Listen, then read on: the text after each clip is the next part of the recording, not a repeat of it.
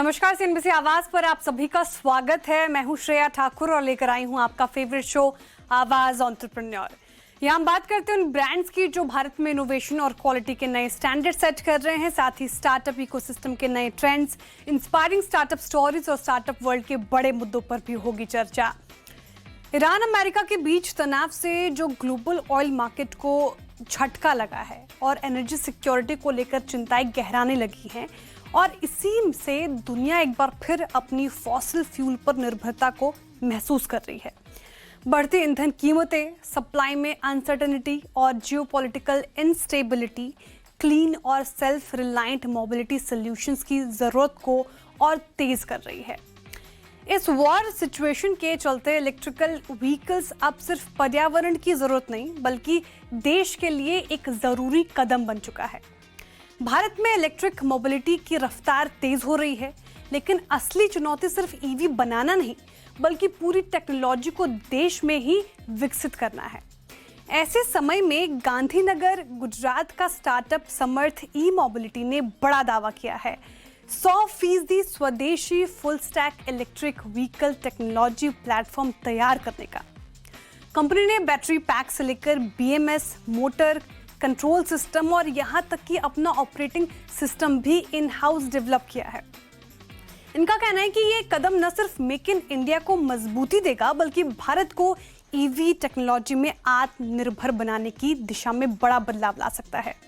हमारे साथ है समर्थ ई मोबिलिटी के को फाउंडर प्रियांक रखोलिया, जिनसे समझेंगे कि भारत कैसे इंपोर्ट पर निर्भरता कम कर सकता है और इलेक्ट्रिक मोबिलिटी स्पेस में आगे बढ़ सकता है। Hi Priyank, thank you for joining us today on Awaaz entrepreneur. Hi, it's great to join you guys, thank you so much. Right Priyank, पहला सवाल तो यही, तो आपने पूरी तरीके से इंडिजिनियस स्वदेशी फुल स्टैक ईवी प्लेटफॉर्म बनाने का निर्णय क्यों लिया जब अधिकांश कंपनियां इंपोर्टेड कंपोनेंट्स पर निर्भर हैं? तो समर्थ में हमारा थॉट बहुत पहले से सिंपल था कि अगर India want to lead the EV revolution तो डेफिनेटली हमको पूरा उसका पीछे का टेक्नोलॉजी इन हाउस ही बनाएंगे, तो ही हम ये टेक्नोलॉजी को और ईवी रिवॉल्यूशन को लीड कर पाएंगे। तो वही थॉट के साथ हमने जो भी चीज ईवी व्हीकल्स के अंदर जो लगती है कि जैसे मोटर है, मोटर कंट्रोलर है, डीसी डीसी है, चार्जर है, बैटरी पैक है, वो सारा पूरा फुल स्टैक हमने ग्राउंड अप से डेवलप करना स्टार्ट किया और स्पेसिफिकली इंडिया का रोड कंडीशन और इंडिया की राइडिंग कंडीशन को ध्यान में रखते हुए पूरी टेक्नोलॉजी हमने डिजाइन एंड डेवलप की। अच्छा प्रियंक, आपका 100% इंडिजिनस का दावा कितना गहरा है? क्या ये क्रिटिकल कंपोनेंट्स और मटेरियल्स तक जाता है या फिर सिर्फ डिजाइन और असेंबली तक सीमित है? यस, तो हमारा व्हीकल जो हम डिजाइन कर रहे हैं तो design assembly definitely it is going to be in India, but it is not सिर्फ अपने व्हीकल असेंबली तक लिमिट नहीं है, लेकिन इसके साथ साथ में सारे इसके कंपोनेंट कि जैसे मैंने ऑलरेडी बताया आपको कि बैटरी पैक है, फिर उस चार्जर है, मोटर कंट्रोलर है और ऑपरेटिंग सिस्टम भी हमने ग्राउंड अप से डिजाइन किया हुआ है। और साथ साथ में बिकॉज ऑफ दैट हमारी 75 से भी ज्यादा हमने आईपी भी फाइल की हुई है ये टेक्नोलॉजी के ऊपर। तो उसके वजह से आप विदेशी कंपनियों पे और विदेशी प्रोडक्ट पे हमारी निर्भरता काफी कम हो चुकी है। Yes, definitely some of the basic component जो अपने इंडिया में अवेलेबल नहीं है अभी की तारीख में, वो हम इंपोर्ट कर रहे हैं, बट वो भी धीरे धीरे करके उसको फेज आउट में हम उसको एलिमिनेट करने का भी ट्राई कर रहे हैं। आपका प्रोडक्ट प्रियांक ओला इलेक्ट्रिक या एथर एनर्जी से अगर मैं कंपेयर करूं, इन एस्टैब्लिश्ड प्लेयर से कितना अलग है, कैसे अलग है? सो हमारी strength it is a deep tech technology. तो हमने जो सारे व्हीकल के अंदर जो 9 क्रिटिकल कंपोनेंट है वो सारे के सारे कंपोनेंट भी हमने इन हाउस डेवलप और डिजाइन किए हुए, जैसे कि motor controller, battery pack, charger, DC DC, even display itself. तो उसकी वजह से क्या होता है कि सारे कंपोनेंट एक दूसरे से बहुत सिमलेसली बात कर सकते हैं और उसके वजह से हम बेटर एफिशिएंसी, बेटर परफॉर्मेंस भी अपने कस्टमर को दे सकते हैं। और मोस्ट इम्पोर्टेंटली थिंग, बिकॉज हमने वो सारी चीज हमने इन हाउस डेवलप की हुई है, तो हम उसको सर्विस भी बहुत इजीली और फास्ट वे में दे सकते हैं। प्रियंक तो मेन थिंग इनफैक्ट मैं इसी पर आ रही थी कि आप बीएमएस, मोटर, ओएस सब इन हाउस विकसित करते हैं, बिल्ड करते हैं, तो ये कॉस्ट और परफॉर्मेंस को कैसे फायदा पहुंचाता है? तो जब हम सारे कंपोनेंट इन हाउस डिजाइन और डेवलप करते हैं तो हमारा प्राइमरी गोल सिर्फ कॉस्ट ऑप्टिमाइज करना नहीं है, लेकिन साथ साथ में उसको परफॉर्मेंस को भी कैसे हम इम्प्रूव कर सकते हैं, वो हमारा सबसे मेन गोल रहता है। कि इसके वजह से जैसे कंपोनेंट हमने डिजाइन किए हुए तो उसके वजह से हमारा जो थर्मल एफिशिएंसी जो व्हीकल का रहता है और साथ साथ में व्हीकल का जो परफॉर्मेंस रहता है वो हम काफी इम्प्रूव करते हैं। और साथ साथ में जो बैटरी का यूटिलाइजेशन है और पर किलोवाट बैटरी का जो रनिंग है वो भी हम काफी अच्छी तरीके से उसको इम्प्रोवाइज कर सकते हैं। साथ साथ में ओवर द टाइम हम व्हीकल में कंटिन्यूसली अपडेट भी नई नए फीचर्स नई नई टेक्नोलॉजी उसकी वजह से दे सकते हैं। अगर कॉस्ट पॉइंट ऑफ व्यू अगर हम बात करें तो डेफिनेटली हमको कंपोनेंट वाइज कॉस्ट बेनिफिट मिलता है, but the margin is also going to be increase once we scale, and that and it also help us to reduce the dependency on a third third party vendor as well. Okay अच्छा Priyank, rare free motor develop करना कितना challenging था और इसका scalability पर कितना बड़ा असर पड़ेगा? तो rare earth free motor, yes, it is very challengeable, but it is a very huge win for us कि जिसके वजह से इंडियन सप्लाई चेन के वजह से हम इजीली ये मोटर को डिजाइन और कर सकते हैं।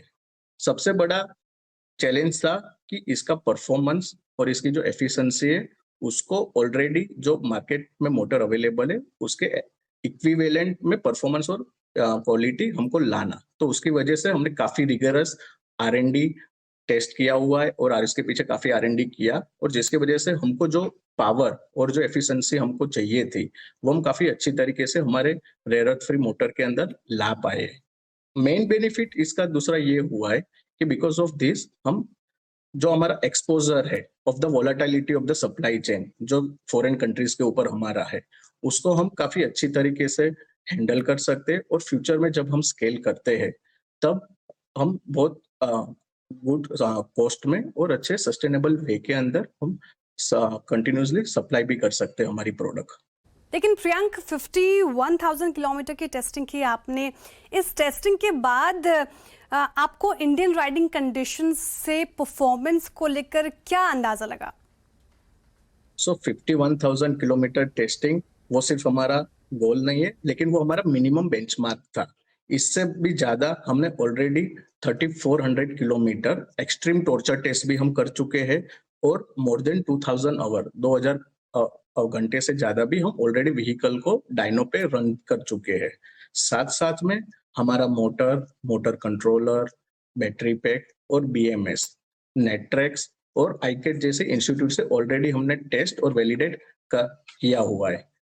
तो because of all this thing we are very sure कि जो we can easily handle the Indian heat and cold, also the road and riding condition as well.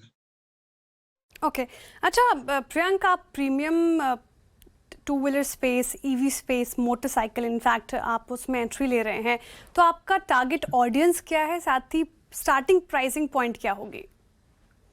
तो डेफिनेटली हम प्रीमियम मोटरसाइकिल सेगमेंट को हम टारगेट कर सकते हैं, but हम ऐसा मोटरसाइकिल ला रहे हैं कि जिसके वजह से जो देखने से सिर्फ वर्ल्ड क्लास ना दिखे, लेकिन साथ साथ में वो इंडियन मेड भी हो, और जो हमारा टारगेट ऑडियंस है वो इंडिया का एस्पिरेशनल सेगमेंट है, जो इंडिया जो जब व्हीकल जब ले रहा होता है तब वो परफॉर्मेंस और साथ साथ में टेक्नोलॉजी को भी देख रहा हो, और जिस 125 से 200 सीसी का जो व्हीकल है अभी आइस मोटरसाइकिल है उसको रिप्लेस करने के सोच रहे हो, तो हम उसके अल्टरनेटिव की तरह इन EV मोटरसाइकिल व्हीकल लाने का कोशिश कर रहे हैं।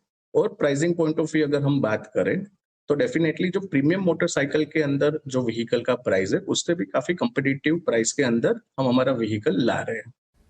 ओके तो ये लॉन्च कब तक एक्सपेक्ट करें प्रियंक हम? ऑलरेडी हमारा टेस्टिंग एंड वैलिडेशन स्टेज हमारा खत्म हो चुका है, ट्रायल प्रोडक्शन फेज हमने स्टार्ट कर चुके हैं, but we are expecting to be in the market by the end of this year. Okay and all the very best for that. अच्छा, 1.80 एनुअल कैपेसिटी के साथ आप डिमांड कैसे बनाएंगे, साथ ही आपकी डिस्ट्रीब्यूशन स्ट्रैटेजी क्या है, कैपेसिटी क्या है?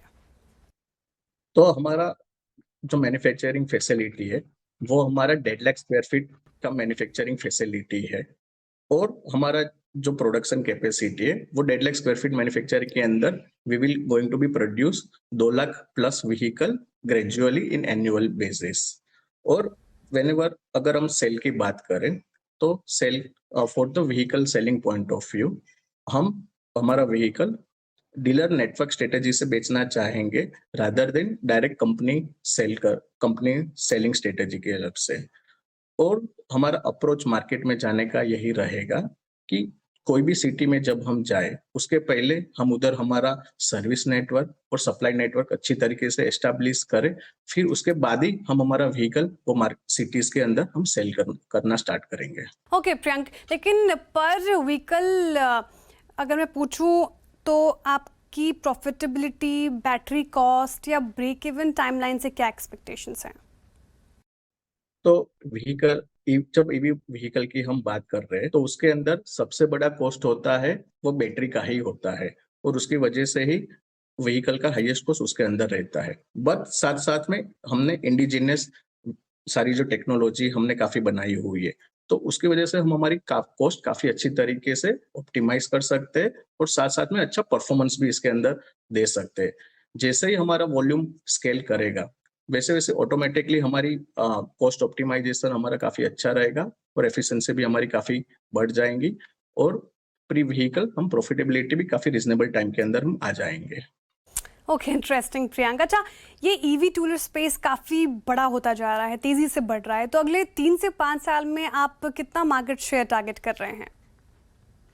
तो जब इंडियन मोटरसाइकिल के मार्केट की हम बात करते हैं तो हमारा पहले से ही थॉट यही रहा हुआ है कि we don't want to chase the numbers. हमको सबसे पहले हमारे कस्टमर का ट्रस्ट जीतना है हमारी क्वालिटी से, और हमारी ब्रांड एक अच्छी बनानी है। तो इनिशियल फर्स्ट ईयर के अंदर we are not chasing the number.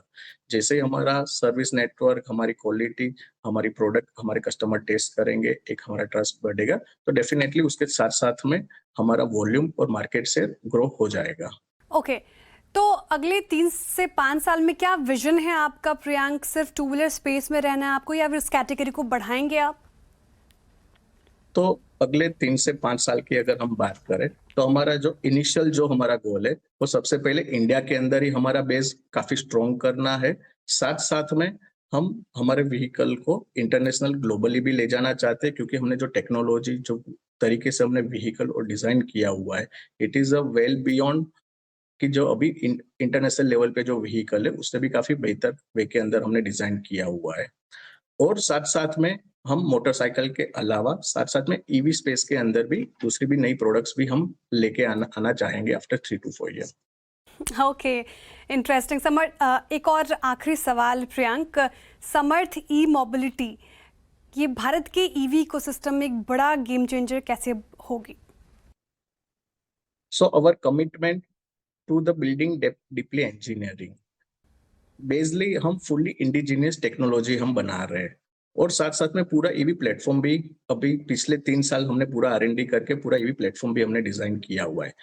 अभी हम मार्केट में जाना चाहते हैं, तो उसकी वजह से हम काफी अच्छी तरीके से स्केल करेंगे, और नॉट इन इंडिया और साथ साथ में ग्लोबली भी, तो वही हमको यूनिक बना रही है। Okay, all the very best for that Priyank. Thank you so much for joining us today, और इतने अच्छी तरीके से अपनी कंपनी के बारे में सब कुछ एक्सप्लेन करने के लिए शुक्रिया आपके टाइम के लिए। Thank you so much. Thank you so much. Welcome back, आप देख रहे हैं आवाज एंटरप्रेन्योर। चलिए अब जानते हैं फंडिंग की समस्या को मात देते हुए किसने जीता निवेशकों का भरोसा, कौन से फाउंडर्स को मिला नए पार्टनर्स का साथ, और कुछ और बड़े फैसले जो स्टार्टअप को बना सकते हैं कल के बड़े बिजनेस। देखते हैं startup news in brief. AI based brand analytics platform global cube ने सस्केहाना वेंचर्स कैपिटल के लीड में $15 मिलियन की सीरीज ए फंडिंग जुटाई है। इस राउंड में मौजूदा निवेशक इन्फोएज वेंचर्स और के कैपिटल ने भी भाग लिया। नई फंडिंग का इस्तेमाल प्रोडक्ट डेवलपमेंट, टीम हायरिंग और ग्लोबल लेवल पर विस्तार के लिए किया जाएगा। साथ ही कंपनी अपने एआई कैपेबिलिटीज को और मजबूत करने और गो टू मार्केट स्ट्रेटेजी को बढ़ाने पर भी फोकस कर रही है। कंपनी कंज्यूमर ब्रांड्स के लिए एक एआई पावर्ड प्लेटफॉर्म बनाती है जो डिजिटल कॉमर्स ऑपरेशंस जैसे demand forecasting, pricing, supply chain और परफॉर्मेंस ट्रैकिंग को मैनेज करने में मदद करता है। ये प्लेटफॉर्म मार्केटप्लेस और इंटरनल सिस्टम से डेटा इकट्ठा कर इनसाइट्स देता है और डिसीजन मेकिंग को ऑटोमेट करता है। ग्लोबल क्यूब का प्लेटफॉर्म सेल्स, मार्केटिंग और इन्वेंट्री जैसे फंक्शंस को आपस में जोड़कर रेवेन्यू बढ़ाने और ऑपरेशनल इनएफिशिएंसीज को कम करने में मदद करता है।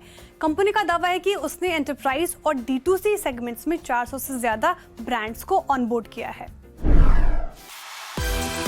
ब्रेन हेल्थ प्लेटफॉर्म आइवरी ने Draper associates, says ventures fund, MOSJE, IFCI ventures और SIDBI से सीड फंडिंग राउंड में $1 मिलियन जुटाए हैं। इस फंडिंग का उपयोग टेक्नोलॉजी स्टैक को मजबूत करने, क्लिनिकल क्षमताओं का विस्तार करने और प्रोडक्ट ऑफरिंग्स को बेहतर बनाने के लिए किया जाएगा। खासकर स्केलेबल और एविडेंस बेस्ड सॉल्यूशंस डेवलप करने पर फोकस रहेगा। ये एक ब्रेन हेल्थ स्टार्टअप है जो early detection and proactive cognitive care पर काम करता है। ये प्लेटफॉर्म न्यूरोसाइंस, न्यूरोसाइकोलॉजी और डेटा ड्रिवन इंटरवेंशंस को मिलाकर लोगों की कॉग्निटिव हेल्थ को बेहतर बनाने में मदद करता है। Company clinical grade cognitive assessment और personalised brain health solutions app के जरिए उपलब्ध कराती है, जिससे यूजर्स अपनी कॉग्निटिव हेल्थ को ट्रैक और ऑप्टिमाइज कर सकते हैं। इसके साथ एक मल्टी डिसिप्लिनरी क्लिनिकल टीम भी काम करती है जिसमें न्यूरोसाइंस, न्यूरोलॉजी, जनरल मेडिसिन और न्यूरोसाइकोलॉजी के एक्सपर्ट्स भी शामिल हैं। रेसिडेंशियल रेंटल प्लेटफॉर्म और गेटेड सोसाइटी अपार्टमेंट्स पर फोकस करने वाले स्टार्टअप हीलियम ने एंजल फंडिंग राउंड में $5 करोड़ जुटाए हैं। इस राउंड में कई स्टार्टअप फाउंडर्स और ऑपरेटर्स ने निवेश किया है। इस फंडिंग का इस्तेमाल कंपनी बेंगलुरु में अपने विस्तार और आने वाले महीनों में गेटेड कम्युनिटीज में सप्लाई बढ़ाने के लिए करेगी। हीलियम एक फुल स्टैक रेंटल मॉडल पर काम करती है।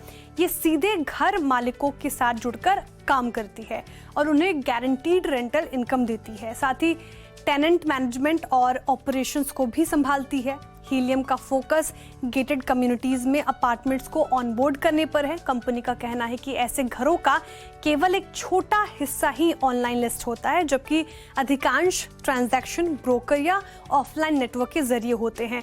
कंपनी एक डिपॉजिट प्रोडक्ट भी ऑफर करती है जिसका नाम है डिपॉजिट सेवर। ये टेनेंट डिपॉजिट को क्रेडिट प्रोफाइल से जोड़ता है और यूजर्स को केवल 1 महीने के डिपॉजिट पर घर किराए पर लेने की सुविधा देता है। बाकी डिपॉजिट NBFCs पार्टनर्स के जरिए पूरा किया जाता है, जबकि घर मालिकों को पूरा डिपॉजिट मिल जाता है। HR टेक स्टार्टअप ट्रैकचेक ने सीरीज ए फंडिंग राउंड में $8 मिलियन जुटाए हैं। इस राउंड को IV कैप वेंचर्स ने लीड किया, जिसमें IFL ने भी भाग लिया। कंपनी ने बताया कि इस फंडिंग का इस्तेमाल यूरोपियन मार्केट में विस्तार के लिए किया जाएगा। साथ ही ये अपने बैकग्राउंड स्क्रीनिंग एजेंट ट्रेस के जरिए SMB और एंटरप्राइज कस्टमर्स के साथ अपनी पकड़ मजबूत करना चाहती है और हाल ही में लॉन्च किए गए real time conversational sourcing agent Nina के गो टू मार्केट को स्केल करेगी। कंपनी ने ऐसे AI एजेंट्स डेवलप किए हैं जो रिक्रूटर्स को कैंडिडेट सोर्सिंग, रिज्यूम स्क्रीनिंग और बैकग्राउंड चेक जैसे प्रक्रियाओं को ऑटोमेट करने में मदद करते हैं। ट्रैकचेक का दावा है कि उसने भारत और यूरोप में लगभग 300 एंटरप्राइज कस्टमर्स तक अपनी पहुंच बना ली है, जिसमें मिड मार्केट और बड़े इंस्टीट्यूशंस शामिल हैं जो ऑटोमेटेड बैकग्राउंड वेरिफिकेशन के लिए ट्रेस का उपयोग कर रहे हैं। आज का ये शो आपको कैसा लगा हमें जरूर बताएं। आपके फीडबैक हमें पोस्ट करें CNBC आवाज के सोशल मीडिया प्लेटफॉर्म्स पर या हमें ईमेल करें ae@nw18.com पर। अगले हफ्ते फिर मुलाकात होगी कुछ नए बिजनेस आइडियाज के साथ। तब तक के लिए मुझे दीजिए इजाजत और देखते रहिए CNBC आवाज।